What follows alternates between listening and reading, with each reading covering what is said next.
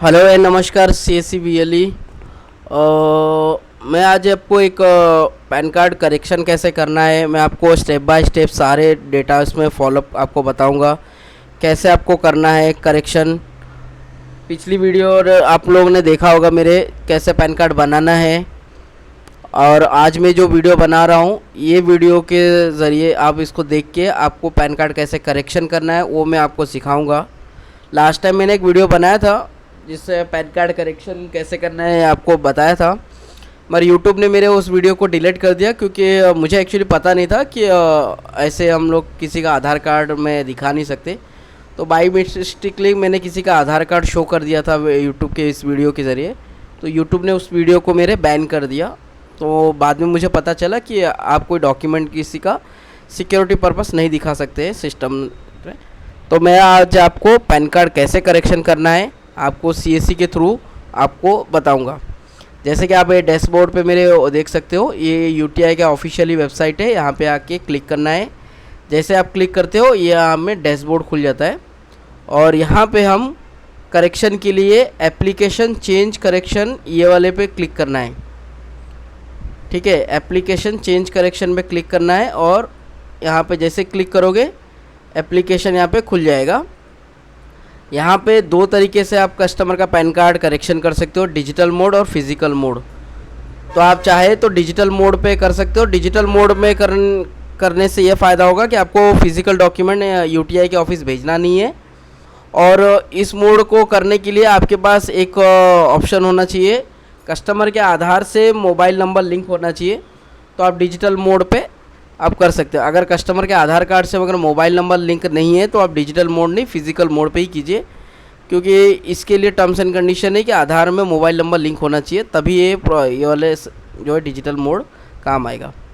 तो हम physical mode पे जा रहे हैं। यहाँ पे आपको कस्टमर का पैन नंबर एंटर करना होगा, और then both of e PAN card.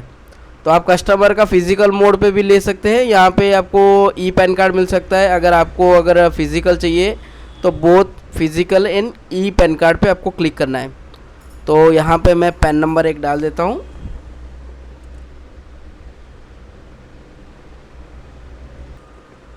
जैसे कि मैंने सिक्योरिटी रीज़न के वजह से मैंने उसका पैन नंबर कस्टमर का मैंने शो नहीं किया आपको, और वहाँ पे मैंने पैन नंबर डालने के बाद में रिकन्फर्म करने के बाद में बोथ अप करने के बाद में यहाँ पे मैं आ चुका हूँ। अभी यहाँ पे देख सकते हो कस्टमर का, जो मेरे कस्टमर है वो लेडीज़ है, और आपके कस्टमर कुछ भी हो सकता है, कुमारी भी हो सकता है, अनमैरिड लेडीज़ के लिए मिसेस भी कर सकते हो। श्री ओनली फॉर मेल के लिए लगता है, जितने भी मेल पर्सन है उनके लिए श्री लगेगा। एडिशनल उनके पास कुमार कुमारी ऐसा कुछ नहीं है। तो अगर आप किसी पुरुष का बना रहे हो तो उसको श्री ही लगेगा, चाहे वो पुरुष मैरिड है अनमैरिड है उसके लिए श्री ही लगेगा। ठीक है, और मैरिड वुमेंस के लिए श्रीमती लगेगा, और अनमैरिड के लिए कुमारी और मिसिस लगा सकते हो। ठीक है, तो मेरे केस में जो मैरिड पर्सन है तो यहाँ पे मैं कर रहा हूँ। अब उसके कस्टमर के नाम में इशू है, तो यहाँ पे जो ये ऑप्शन है व्यू नेम ऑफ और आईटीडी, मतलब ये जो ऑप्शन है यहाँ पे इसका मतलब ये है कि कस्टमर का नाम इनकम टैक्स डिपार्टमेंट में क्या नाम से है। तो जैसे ही आप क्लिक करोगे तो ऑटोमेटिकली डेटा आ जाएगा। तो इस कस्टमर का नाम है वंदना पटवा करके है इस कस्टमर का नाम, और इनकम टैक्स में यही नाम से उसका अपडेट है। तो कस्टमर का यहाँ पे नाम में एरर है, जैसे कि कस्टमर ने मुझे बताया है कि उनका नाम में स्पेलिंग मिस्टेक है। तो अभी इसे हम करेक्शन करेंगे। करेक्शन करने के लिए आप एक चीज़ का याद रखिए, बहुत सारे लोग शिकायत करते हैं कि उनका बायोमेट्रिक का इशू आता है। तो देखिएगा कि कस्टमर का जो डेटा है आप कुछ रॉन्ग मत फिल कीजिए, तो इस वजह से नहीं आएगा। तो कस्टमर का first name okay, last name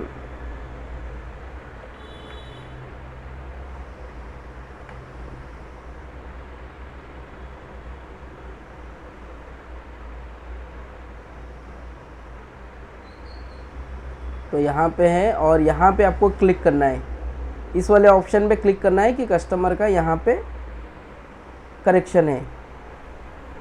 अगर कोई कॉलम में अगर करेक्शन नहीं है तो इस वजह से यहाँ पे आपको क्लिक नहीं करना है।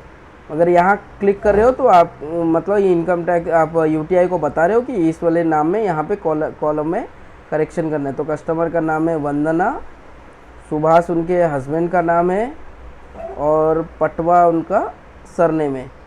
तो यहाँ पे ओके है। और उनके फादर का नाम जो है हीरालाल पटवा। तो कस्टमर को रिक्वायरमेंट है, यहाँ पे मैंने क्लिक किया क्योंकि कस्टमर को उनके फादर का नाम नहीं हस्बैंड का नाम अपडेट करना है। तो मैं यहाँ पे उनका हस्बैंड का नाम डाल देता हूँ, क्योंकि ज़्यादातर के पैन कार्ड में फादर का नाम होता है या तो मदर का नाम होता है, मगर ये कुछ केसेस में जो है कस्टमर कहता है कि नहीं मुझे अपने हस्बैंड का नाम, ये सिर्फ महाराष्ट्र में होता है, बाकी सब जगह पे ये नियम नहीं है। तो महाराष्ट्र में शादी के बाद में अपना पति का नाम लगाते हैं। तो यहाँ पे मैंने कस्टमर का नाम यहाँ पे टिक कर दिया कि कस्टमर का फादर का नाम भी चेंज करना है। तो यहाँ पे मैंने देख लिया सारा डेटा।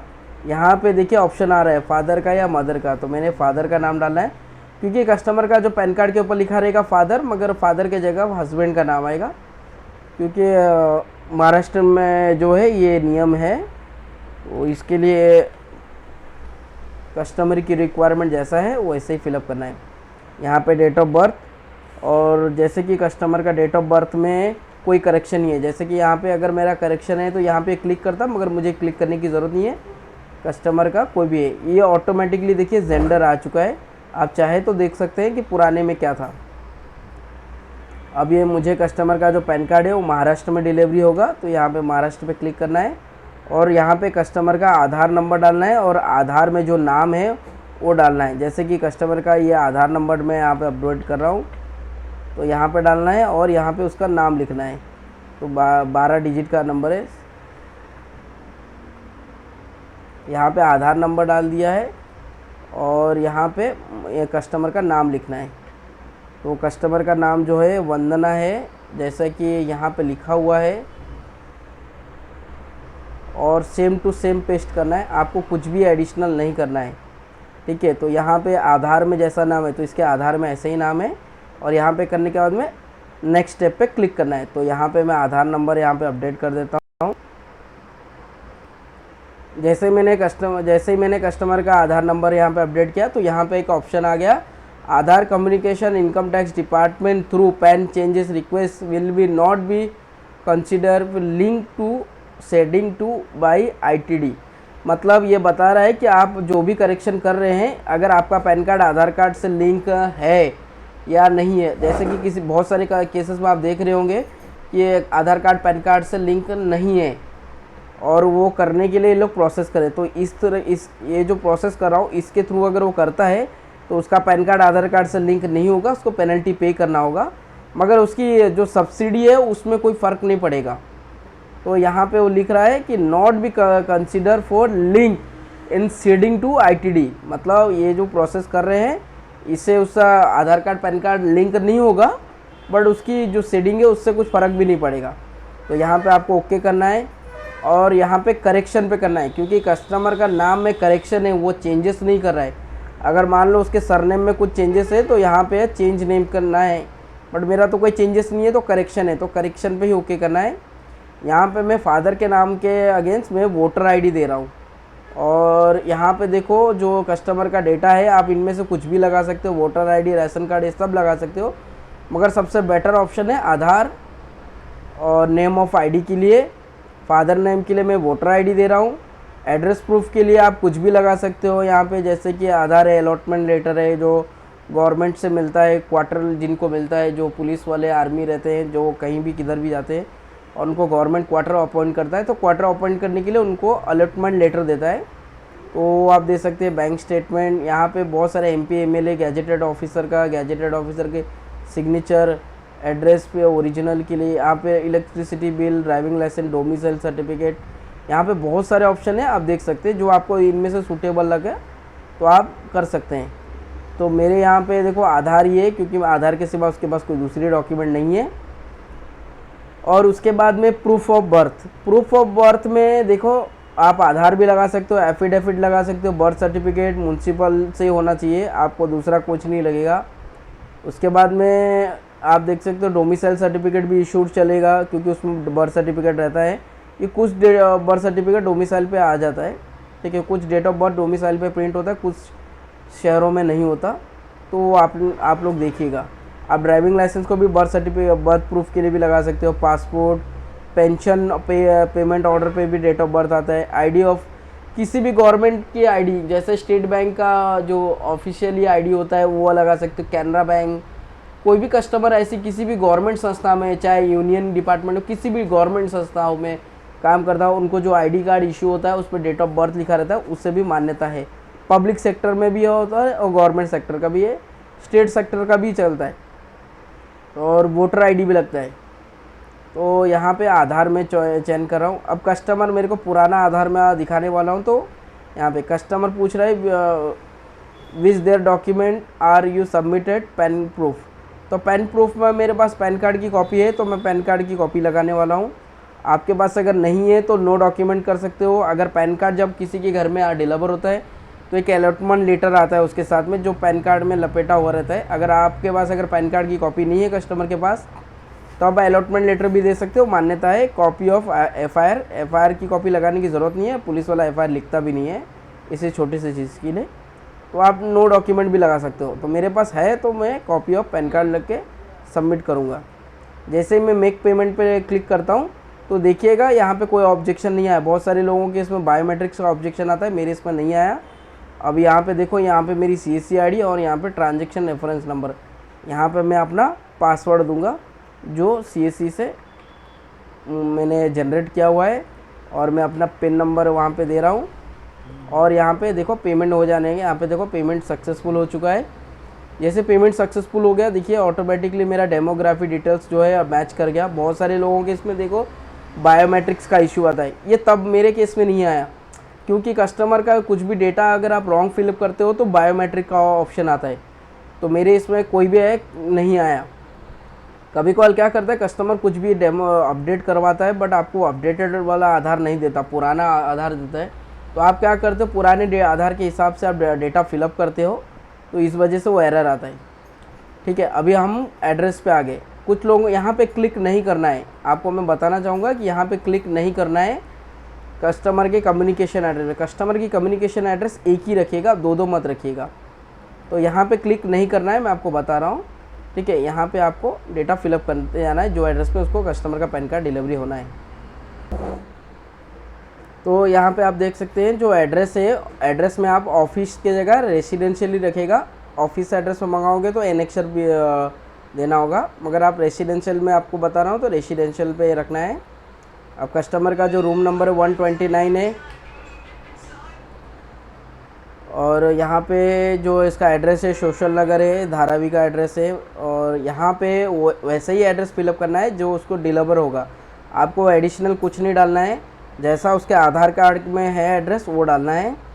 ठीक है, यहाँ पे आपको कस्टमर का कम्युनिकेशन जो है डालना है इंडिया, क्योंकि हम पैन कार्ड इंडिया में डिलीवर होने वाला है। क्योंकि पैन कार्ड अपना इंडिया में जो बनता है वो अदर स्टेट के लिए भी बनता है, अदर सिटी स्टेट के लिए बनता है। आप इंडिया के बाहर किसी भी स्टेट में आप डिलीवर कर सकते हैं, मगर मेरा पैन कार्ड मुंबई में डिलीवरी होने वाला है तो इंडिया ही में डालूँगा।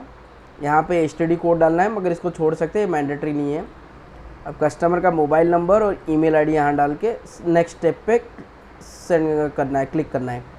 तो इसे हम फिलअप कर लेते हैं।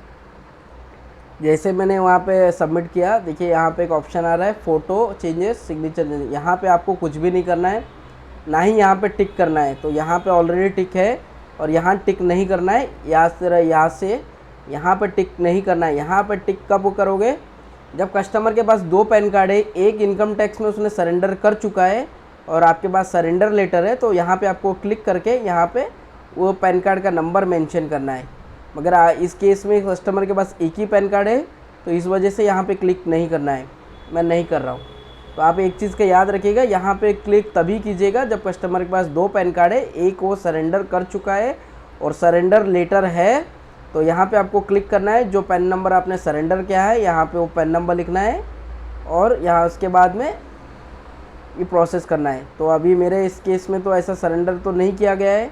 और यहाँ पे कस्टमर का प्लीज़ प्रॉपर, यहाँ पे कुछ डेटा मेरा आ गया। देखिए यहाँ पे वो मैंने क्लिक किया था, इस वजह से वो इशू आ रहा था, तो मैंने वो साइड कर दिया। तो यहाँ पे कस्टमर का नाम एज़ पर आधार के जैसा है वैसा आ चुका है। हिमसेल्फ ही रखिएगा, हिमसेल्फ हेल्प सेल्फ पे ऐसे ही रखिएगा। कभी कभार रिप्रेजेंटेटिव भी होता है, तो हमारे केस में यही रहने दीजिएगा, कि इसमें क्या हिमसेल्फ का मतलब होता है कस्टमर ने खुद सामने रहकर ये फॉर्म फिलअप करवाया है। रिप्रेजेंटेटिव क्या होता है कि कभी कभार कस्टमर खुद नहीं रहता मगर उसका कोई रिप्रेजेंटेटिव रहता है, तब उस फॉर्म में रिप्रेजेंटेटिव। तो मेरे केस में कस्टमर मेरे सामने है, और यहाँ पे आपको जो है आप कुछ भी लिख सकते हैं, कस्टमर का डॉक्यूमेंट आप कितना दे रहे हो। मेरे केस में मैं 2 डॉक्यूमेंट दे रहा हूँ, जैसे कि आधार और वोटर आईडी, तो और इसके सिवा कुछ नहीं है। तो आप चाहे तो आप 2 से 3 चेंजेस कर सकते हैं। फ़िलहाल तो बहुत सारे ऑप्शन हैं, मगर हमारे केस में 2 ही है, एक उसका नाम और उसके फादर का नाम। तो उसके नाम के लिए आधार दे रहे हैं और उसके फादर के नाम के लिए वोटर आईडी दे रहे हैं। तो हमारे 2 करेक्शन है, तो 2 है। यहाँ पे 8 करेक्शन है, मगर पैन कार्ड में से 2 या 3 ही होता है, जैसे कि नाम, जेंडर, डेट ऑफ बर्थ, नाम, फादर का नाम और खुद का नाम, तो 6 करेक्ट होता है। मगर इन्होंने ज़्यादा ही दे दिया है, ठीक है। किसी किसी का डेटा एड्रेस भी होता है, तो हमें इससे कोई लेना देना नहीं है, इतना तो बहुत है। पर हमारे केस में तो 2 ही है, तो हम 2 को सेलेक्ट करेंगे। अब यहाँ पे लोकेशन, तो मेरा लोकेशन है मुंबई, तो यहाँ पे मैं मुंबई पे क्लिक करूँगा। जैसे मुंबई पे क्लिक करता हूँ तो यहाँ पे सबमिट करना है। तो देखिए फॉर्म यहाँ पे हो गया सबमिट। और यहाँ पे उनका कस्टमर का एप्लीकेशन जो है यहाँ पे डाउनलोड कर सकते हैं, और चालान यहाँ पे प्रिंट पे क्लिक कर सकते हैं। जैसे आप प्रिंट पे क्लिक करोगे तो देखिएगा इसका ओरिजिनल प्रिंट आ जाएगा। देखिए ये ओरिजिनल प्रिंट है, ठीक है। तो देखिए कस्टमर का पूरा डाटा फिलअप हो गया।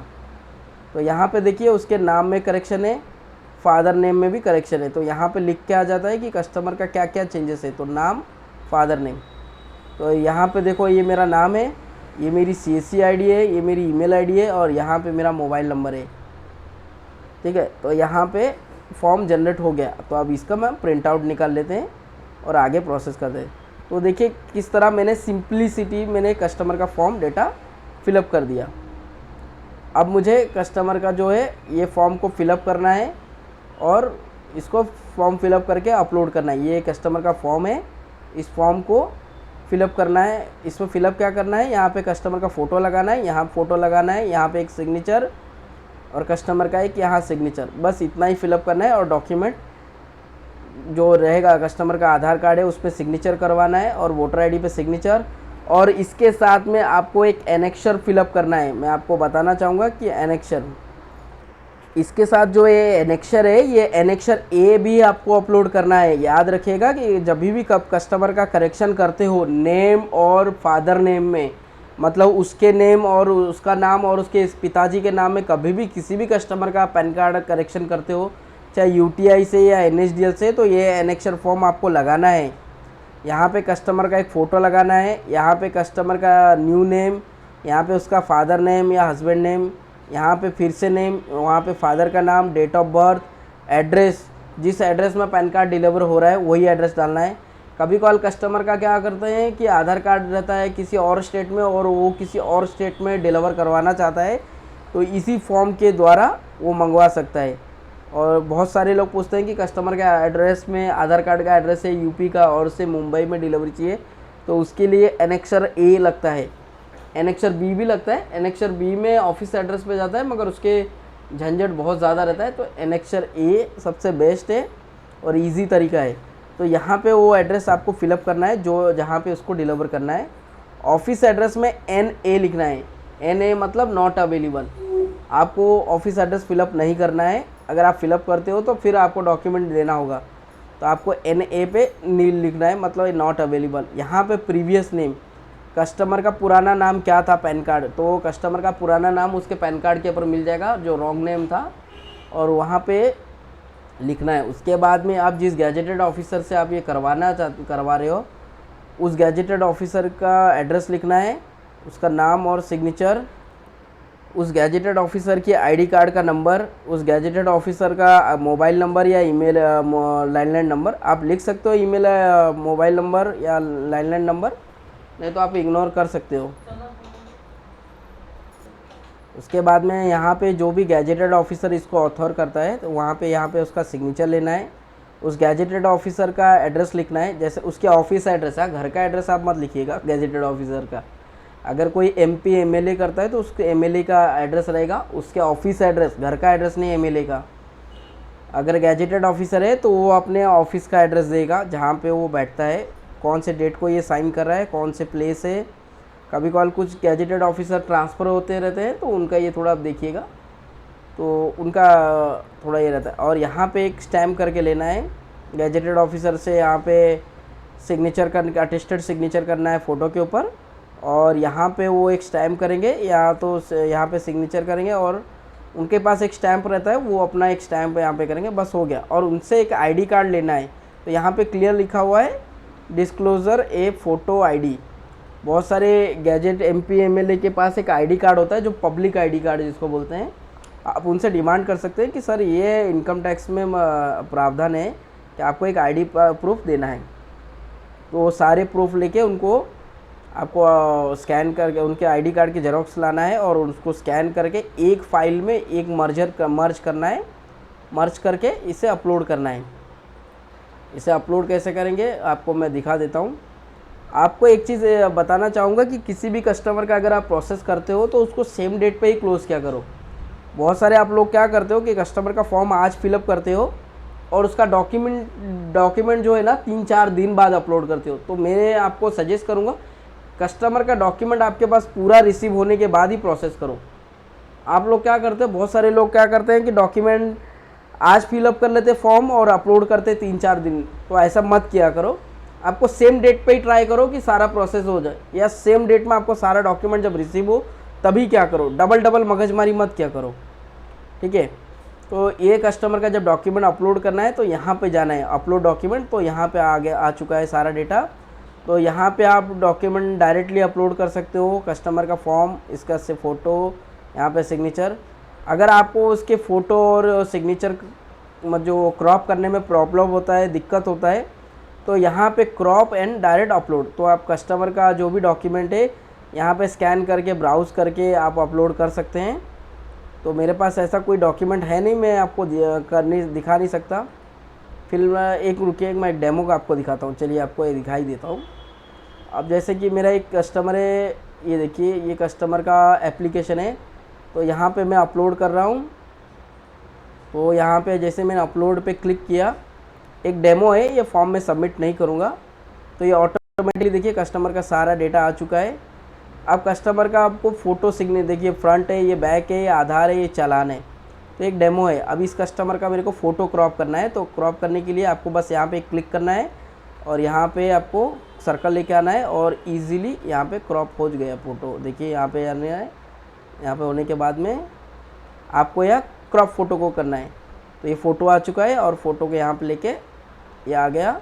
अब इस कस्टमर का सिग्नेचर चाहिए, तो सिग्नेचर यहाँ पे मिल जाएगा, यहाँ पे आपको क्लिक करना है और ये कस्टमर का सिग्नेचर है।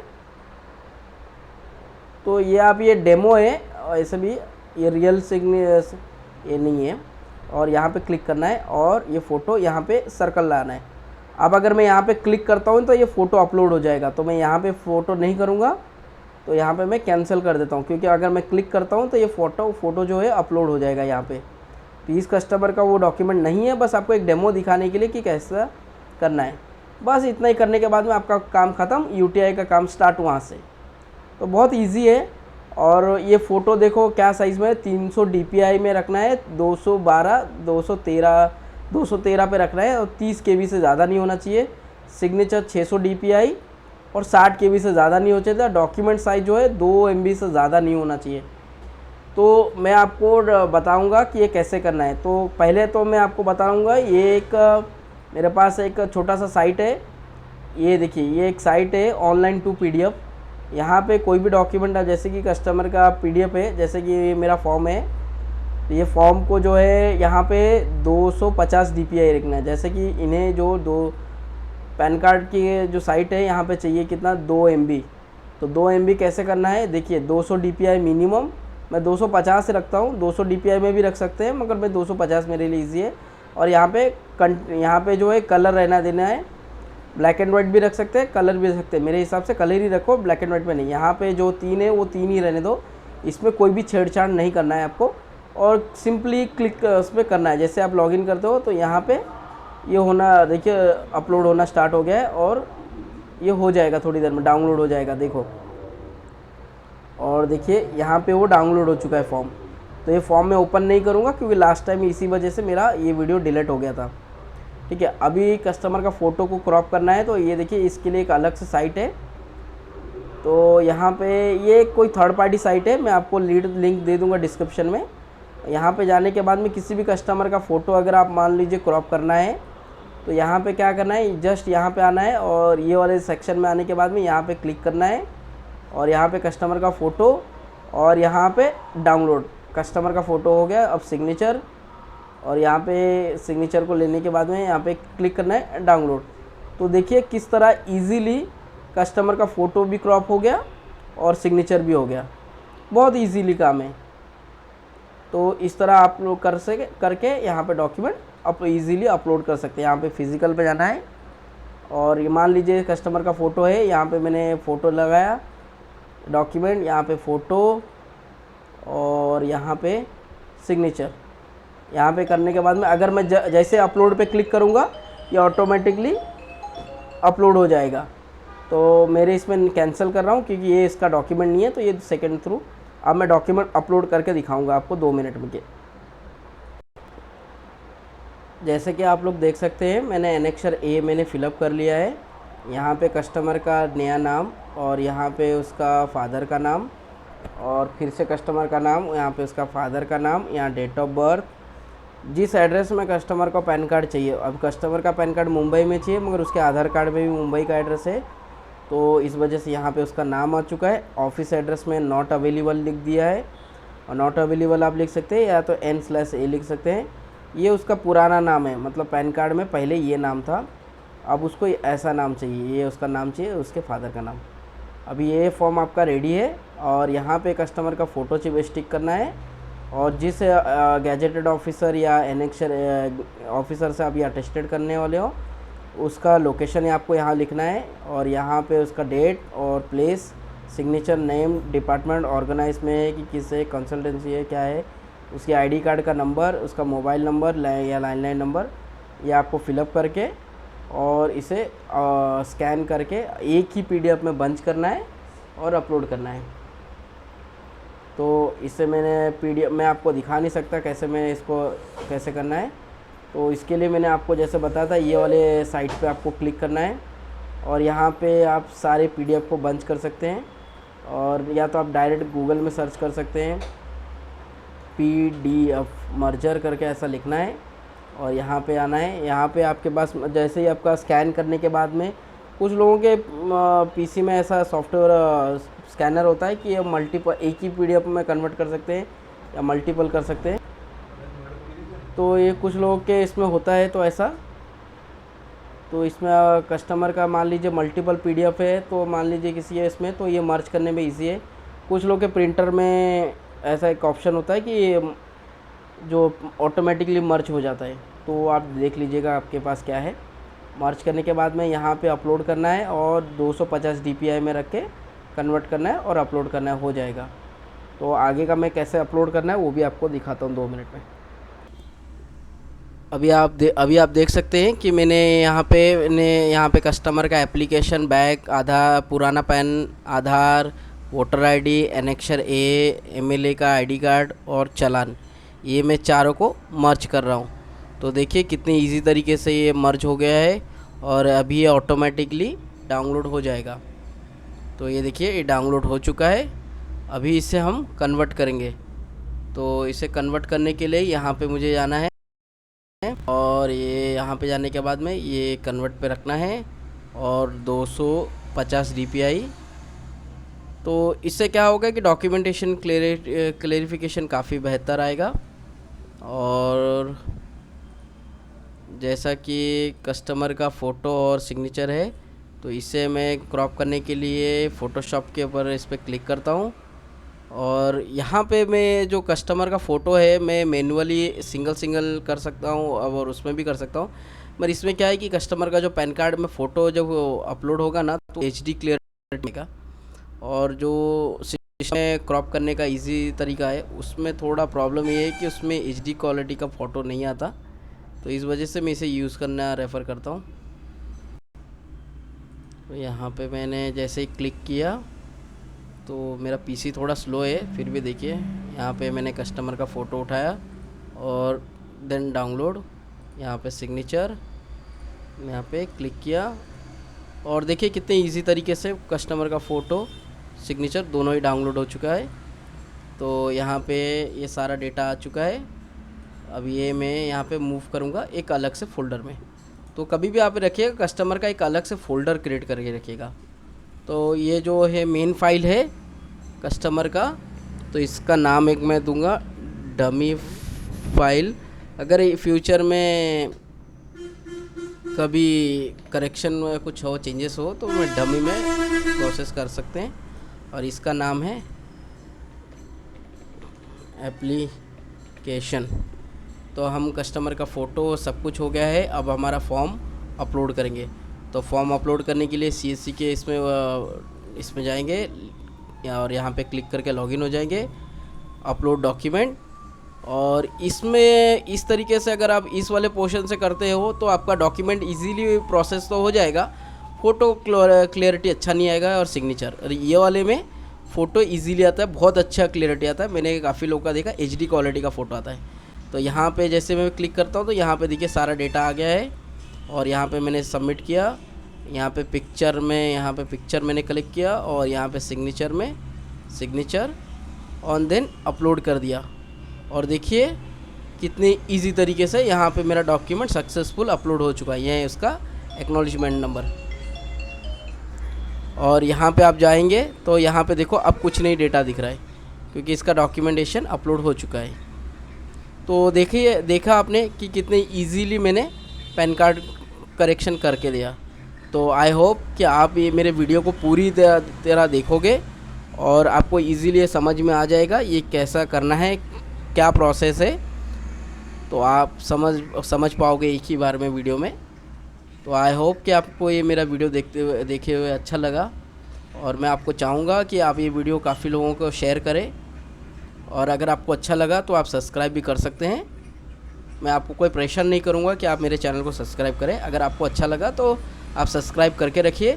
फ्यूचर में आप बहुत सारे मैं वीडियो ऐसे लाऊंगा जो आपको बहुत इजी सिंपलिसिटी हो, इजी तरीके से आप प्रोसेस कर सके। मैं आपको एक और वीडियो बना के कुछ दिनों में अपलोड करने वाला हूँ कि अंगूठा छाप वालों का पैन कार्ड कैसे बनाना है। जो कस्टमर अंगूठा छाप है उनका पैन कार्ड कैसे बनाना है तो वो भी बताऊँगा। बहुत सिंपलिसिटी है, तो आप कर सकते हैं। धन्यवाद आप लोग का।